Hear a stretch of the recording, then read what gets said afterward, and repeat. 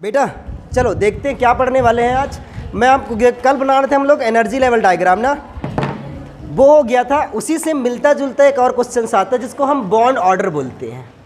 ठीक है, देखो बॉन्ड ऑर्डर निकालने का अपने पास ट्रिक्स तो है, लेकिन ट्रिक्स होने के बावजूद भी हम लोग मेथड से निकालना पसंद करेंगे क्योंकि वो आने चाहिए। ट्रिक्स से तो मैं आपको सिखा दूंगा, कुछ सेकंडों के अंदर बता दोगे, बात भी सही है, इसमें कोई फ़र्क भी नहीं पड़ता है। चलो क्या करते हैं, देखो तो सबसे पहले यहाँ पर लिखते हैं बॉन्ड ऑर्डर। बॉन्ड ऑर्डर का सिंपल सा मतलब मैं बोलना चाहूँ तो ये बोल सकता हूँ कि बॉन्ड ऑर्डर के द्वारा आप किसी भी मॉलिक्यूल्स के बीच बने बॉन्ड को आप आइडेंटिफाई कर सकते हो। जैसे अगर मैं बोलूँ कि यहाँ पर कोई भी एटम्स है ए और ए, तो इसके बीच में कौन सा बॉन्ड दिखाई दे रहा है?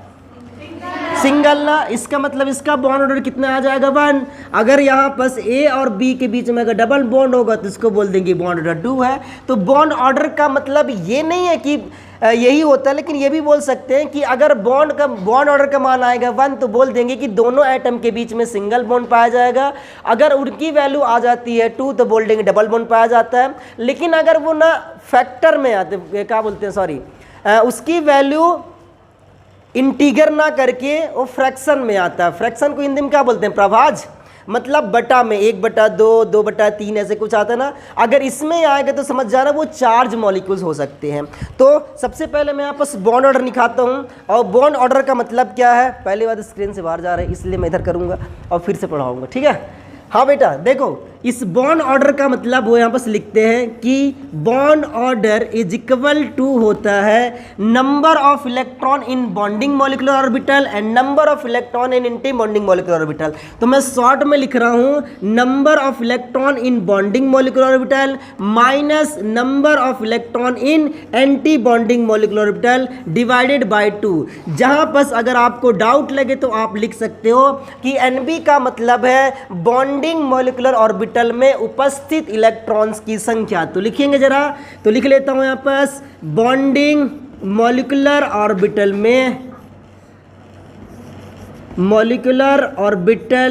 में प्रेजेंट इलेक्ट्रॉन्स की संख्या, प्रेजेंट इलेक्ट्रॉन की संख्या। यहां पर मैं Na भी लिखता हूं। Na का मतलब क्या हो जाएगा? एंटी बॉन्डिंग मॉलिक्यूलर ऑर्बिटल में प्रेजेंट इलेक्ट्रॉन्स की संख्या। तो लिखते हैं जरा, एंटी बॉन्डिंग मॉलिक्यूलर ऑर्बिटल में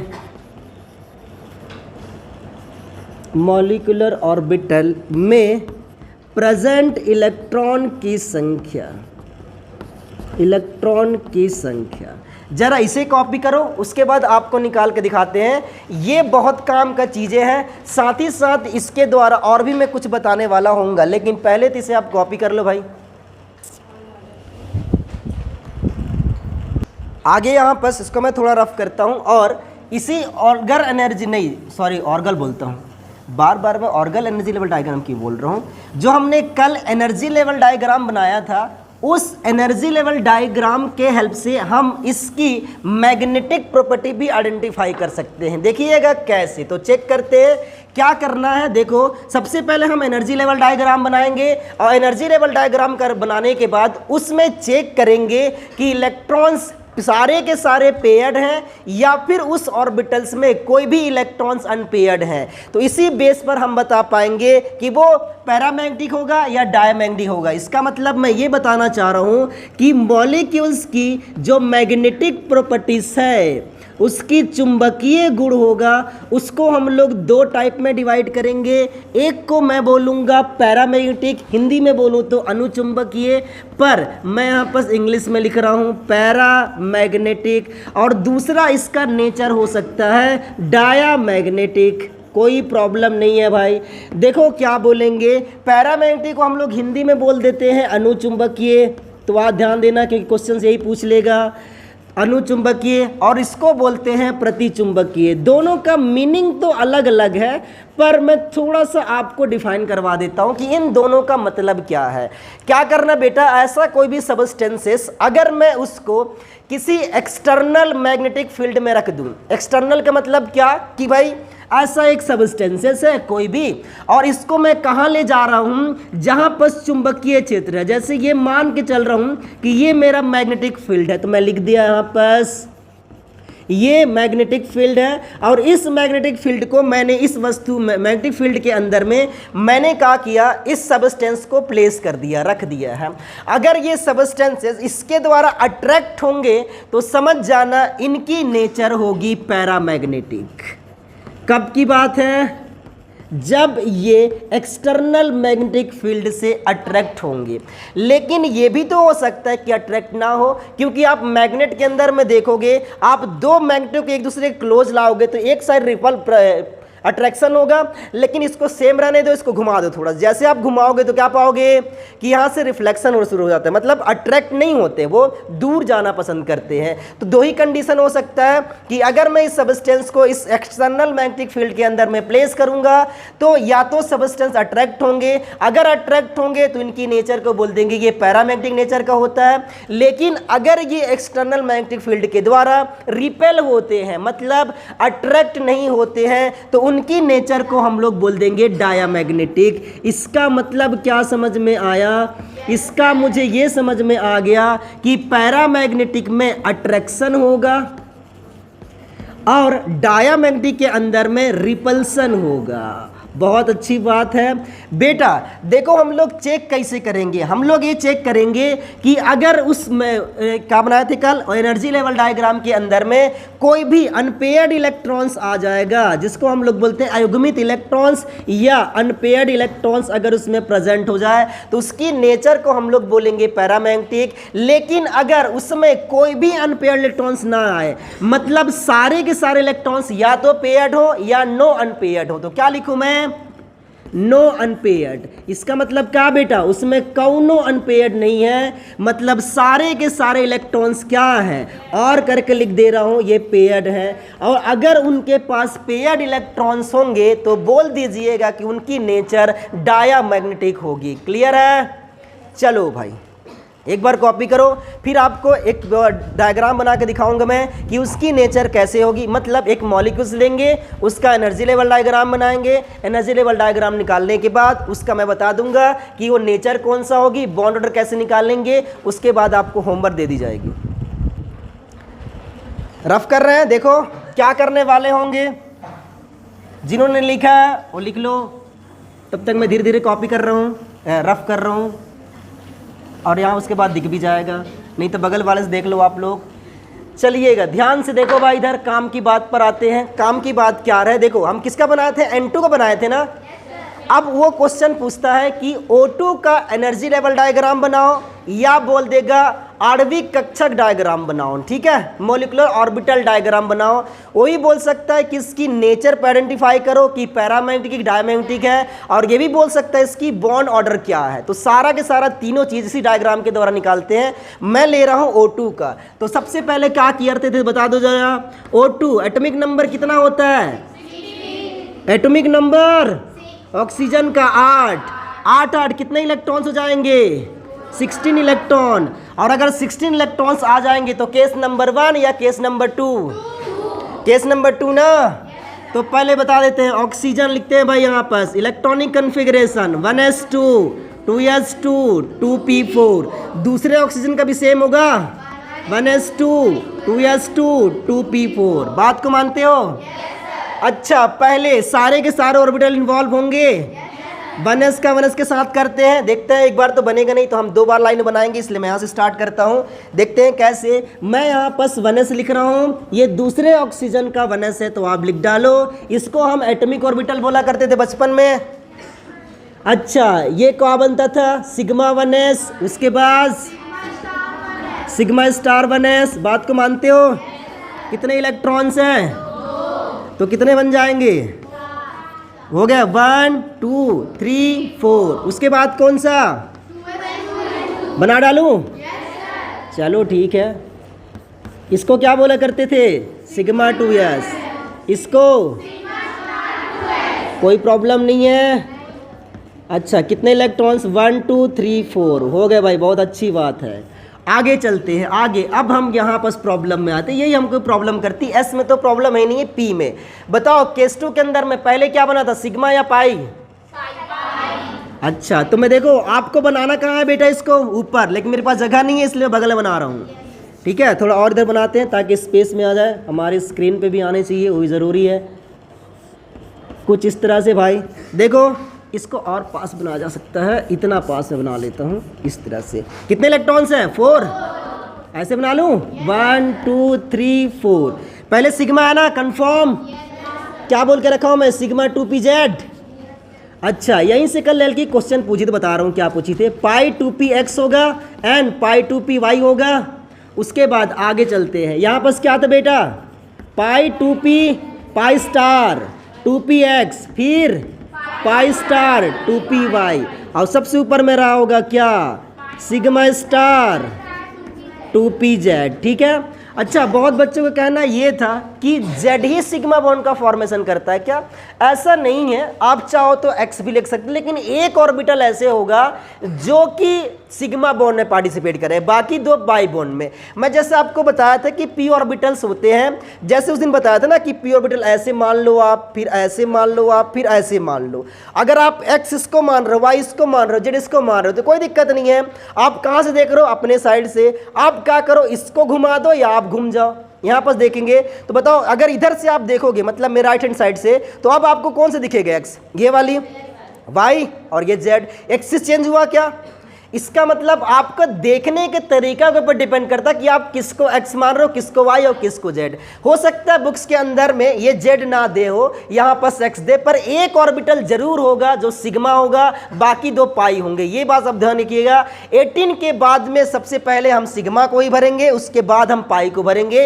इस बात का ज़्यादा इंपॉर्टेंस है। इंपॉर्टेंस ये नहीं है कि आप x y z लिख रहे हैं, ठीक है। जनरली बुक्स के अंदर में z दिए रहता है, ऐसा मेरा भी मानना है, लेकिन अगर आप दूसरा भी लिखना चाहो तो कोई दिक्कत नहीं है। लेकिन हम तो यही पढ़ रहे हैं, तो मुझे पता है आप यही लिखोगे, ठीक है। तो बुक्स के अंदर में अगर ऐसे दिए रहते तो कोई दिक्कत नहीं है, आप देख लेना। पर काम की बात पर आते हैं। टोटल नंबर ऑफ इलेक्ट्रॉन कितने हैं? 6 नहीं 8 है ना। 4 और 4 कितने हो गए? 8। तो कैसे भरेंगे? 1 2 3 4 5 6 7 8, ऐसे होगा ना। अच्छा, रुक जाओ, अब यहाँ पर कुछ काम की बात। सबसे पहले मैं निकालूंगा इसका बॉन्ड ऑर्डर। बताओ, बॉन्ड ऑर्डर को मैं शॉर्ट में लिख रहा हूँ BO। क्या था बेटा? Number of bonding electrons minus number of electron anti bonding, यही बोल के रखा था, डिवाइडेड बाय 2। बॉन्डिंग में काउंट करो कितने इलेक्ट्रॉन्स है बॉन्डिंग में ना, बिना स्टार वाला। 1 2 हो गया, यहाँ पर 4 6 8 10। ऊपर तो एंटी बॉन्डिंग है, तो क्या लिखूंगा बेटा? 10 माइनस, उसमें काउंट करो एंटी बॉन्डिंग के अंदर में, 2 4 6 है ना, तो क्या लिखूं? 6 डिवाइडेड बाय 2, क्या बन जाएगा? 4 डिवाइडेड बाय 2, कितना आ गया? इसका मतलब बॉन्ड ऑर्डर क्या है? वेरी गुड, बहुत अच्छी बात है। अब मुझे बता दो बेटा, बॉन्ड ऑर्डर 2 आ गया, इसका मतलब ये हुआ कि ऑक्सीजन के बीच में बॉन्ड बन रहा होगा वो डबल होगा, मतलब O डबल बॉन्ड O, ऐसे बनना चाहिए था। दूसरी बात, यहाँ पर चेक करो कि इसका जब हम लोग डायग्राम बनाए हैं तो कोई भी इलेक्ट्रॉन्स अनपेयर्ड है? अनपेयर्ड है कि नहीं? ये इलेक्ट्रॉन्स है ना, 2 अनपेयर्ड, और इसको मैं क्या लिख सकता हूँ? 2 अनपेयर्ड। और अगर किसी भी एलिमेंट्स या किसी भी मॉलिक्यूल्स के पास अनपेयर्ड इलेक्ट्रॉन्स होंगे तो उनकी नेचर कैसे होगी? पैरामैग्नेटिक। इसका मतलब O2 कैसे होते हैं? आप बीबीटी थ्योरी के अंदर में देखिएगा, मैं लिखवाया हूँ लिमिटेशन के अंदर में कि बीबीटी का ये मानना था कि इनकी नेचर डायमैग्नेटिक होती है, पर एक्चुअल में कैसा है ये? क्लियर? अच्छा बेटा, ये टेंशन मत लो, ये हम ट्रिक्स से निकाल लेंगे अभी। हम पर मेथड आपको सिखा दिए हैं। चलो भाई कॉपी कर लो। काम की बात पर आते हैं। काम की बात क्या है कि आपको क्या करना है, सिमिलरली इसी तरह से आपको F2 का निकालना है। मतलब इसका क्या क्या चीज़, पहले इसका एनर्जी लेवल डायग्राम बनाना है। एनर्जी लेवल डायग्राम ये आपको घर से करके लाना है, और साथ ही साथ इसका आपको मैग्नेटिक नेचर फाइंड आउट करने हैं।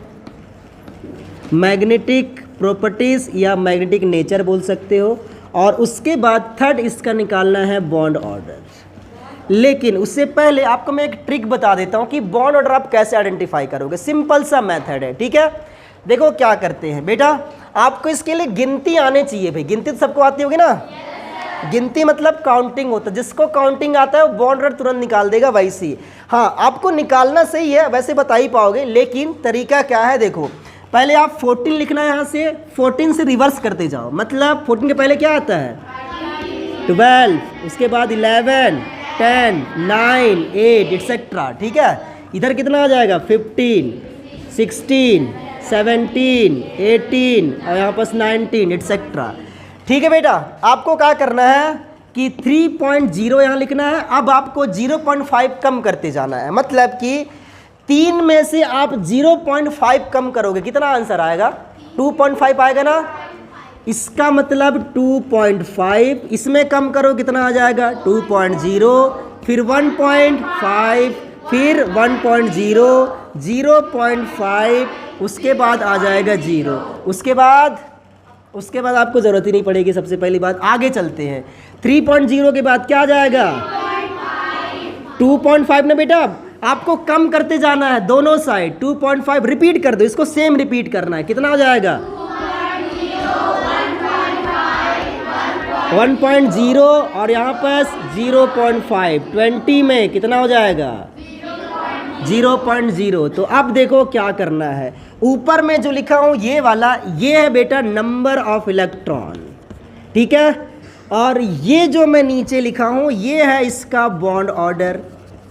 मतलब कि अगर किसी भी मॉलिक्यूल्स के अंदर में 14 इलेक्ट्रॉन्स आएंगे तो उसका बॉन्ड ऑर्डर आ जाएगा 3.0, 15 आएंगे तो 2.5, 16 आएंगे तो 2.0, मतलब 2 बोल सकते हैं। अगर 17 आए तो इतना, 18 आए तो इतना, 19 आए तो इतना। ठीक है, क्लियर है? इसे ज़रा जेरॉक्स कर लो, ये ट्रिक्स है, इस ट्रिक्स को हम आसानी से पहचान सकते हैं।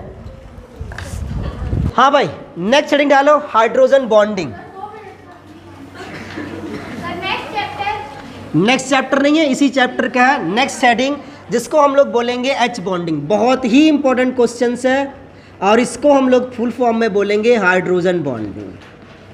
देखना, ये क्वेश्चन एकदम मार्केट के क्वेश्चन हैं, इसका मतलब कि आते ही रहते हैं, ये मार्केट के हैं, इसका मतलब कि आएंगे ही आएंगे, इसीलिए मैं आपको बताते जा रहा हूँ। लिख ली होगी मेरे ख्याल से। चलो बेटा देखो क्या काम करते हैं, काम अपने को क्या करना है, हाइड्रोजन बॉन्डिंग को समझना। इसके दो ही कंडीशंस हैं हाइड्रोजन बॉन्डिंग के लिए, ध्यान से देखिएगा कि एटम का साइज स्मॉल होना चाहिए और साथ ही साथ इसकी इलेक्ट्रोनेगेटिविटी, जिसको मैं ई डॉट एन डॉट लिखा हूँ, ये हाई होना चाहिए। और अगर यही ऐसा कोई भी एलिमेंट जिसका साइज स्मॉल हो, स्मॉल होने का मतलब मैं बता देता हूँ, वो बिलोंग करना चाहिए सेकेंड पीरियड से या उससे कम, लेकिन जनरली वो बिलोंग करेंगे सेकेंड पीरियड से। सेकेंड पीरियड के अलावा अगर कोई भी एलिमेंट होगा वो हाइड्रोजन बॉन्ड फॉर्म कर ही नहीं पाएगा। केवल और केवल कौन कर सकता है, एच बॉन्ड। रीजन क्या है, उसकी साइज स्मॉल होगा। तो मैं यहां पर लिख देता हूं, इसकी साइज क्या होना चाहिए, स्मॉल साइज होना चाहिए, इलेक्ट्रोनेगेटिविटी हाई होना चाहिए। चेक करते हैं, देखो कैसे। एग्जाम्पल के लिए मैं आपको समझाता हूं कि यहां पर मैंने NH3 लिख दिया है, H भाई NH3 के अंदर में, अमोनिया के अंदर में एक ही अमोनिया थोड़े होंगे, वो तो बहुत सारे गैसेस होंगे। तो चलो यहाँ पर देखते हैं, नहीं एक काम कर लेते हैं, इसको नहीं H2 का एग्जाम्पल लेके बताता हूँ। यहाँ पर H2O हो गया बेटा। H2O को हम लोग ऐसे लिख सकते हैं ना, H बॉन्ड और यहाँ पर H लिख सकता हूँ क्या, यहाँ पर HOH दूसरा मॉलिक्यूल से H, यहाँ पर ऐसे मॉलिक्यूल बना सकते हैं। अब आप ध्यान से देखिएगा कि ऑक्सीजन का साइज स्मॉल होगा, क्योंकि कहाँ से बिलोंग करता है, सेकेंड पीरियड से। और अगर ये सेकेंड पीरियड से बिलोंग कर रहा है, इसका मतलब साइज स्मॉल है और इसकी इलेक्ट्रोनेगेटिविटी भी हाई होती है। अब देखो, इलेक्ट्रोनेगेटिविटी हाई होगा तो ये हाइड्रोजन के इलेक्ट्रॉन को अपनी ओर खींच लेगा, जिससे इस पर कौन सा चार्ज आएगा, नेगेटिव चार्ज। हाइड्रोजन पर कौन सा चार्ज आएगा, पॉजिटिव चार्ज। इससे भी सिमिलरली वही होने वाला है। इसी तरह से इस हाइड्रोजन पर भी कौन सा चार्ज, पार्शियल पॉजिटिव, इस पर पार्शियल नेगेटिव, पार्शियल पॉजिटिव, और यहाँ पर पार्शियल नेगेटिव और यहाँ पर पार्शियल पॉजिटिव। अब मुझे बता दो कि ऐसे जब केसेस होगा तो सारे के सारे H2 मॉलिक्यूल दूर दूर थोड़े हैं, वो तो पास पास हैं, और पास पास होंगे तो ऑक्सीजन और हाइड्रोजन के बीच में एक अट्रैक्शन फोर्स डेवलप हो जाएगा क्या। और इसी अट्रैक्शन फोर्स को हम लोग आजकल बोलने लगे हैं हाइड्रोजन बॉन्ड। तो हम लोग क्या बोलेंगे कि ऐसा कोई भी हाईली इलेक्ट्रोनेगेटिव एटम जिसकी साइज स्मॉल होती है वो हाइड्रोजन के साथ एक पार्शियल बॉन्ड बना लेता है, जिसको मैंने डॉट डॉट से रिप्रेजेंट किया है। इस बॉन्ड को हाइड्रोजन बॉन्ड बोलते हैं। क्लियर? क्यों? क्योंकि ये किसके साथ बॉन्ड बनाया है? हाइड्रोजन के साथ में, इसलिए इसको क्या बोल देते हैं? Hydrogen bond. क्लियर है? लिख ले, लिखो जरा, लिखिएगा। जब कोई हाईली इलेक्ट्रोनेगेटिव एटम, उच्च ऋण विद्युतता वाले तत्व, मैं इंग्लिश में बोल रहा हूं, जब कोई हाईली इलेक्ट्रोनेगेटिव एटम, नहीं लिख पाए? जब कोई highly electronegative element, highly electronegative element जिसकी atomic size, atomic radius, atomic size ही लिखो, एटॉमिक साइज कम होती है, स्मॉल होती, कम मत लिखो, छोटा होता लिख सकते हो, जिसकी एटॉमिक साइज स्मॉल होती है या छोटा होता है, वह हाइड्रोजन के साथ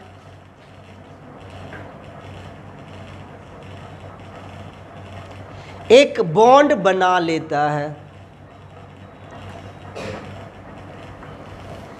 जिसे हाइड्रोजन बॉन्ड या H बॉन्ड कहते हैं।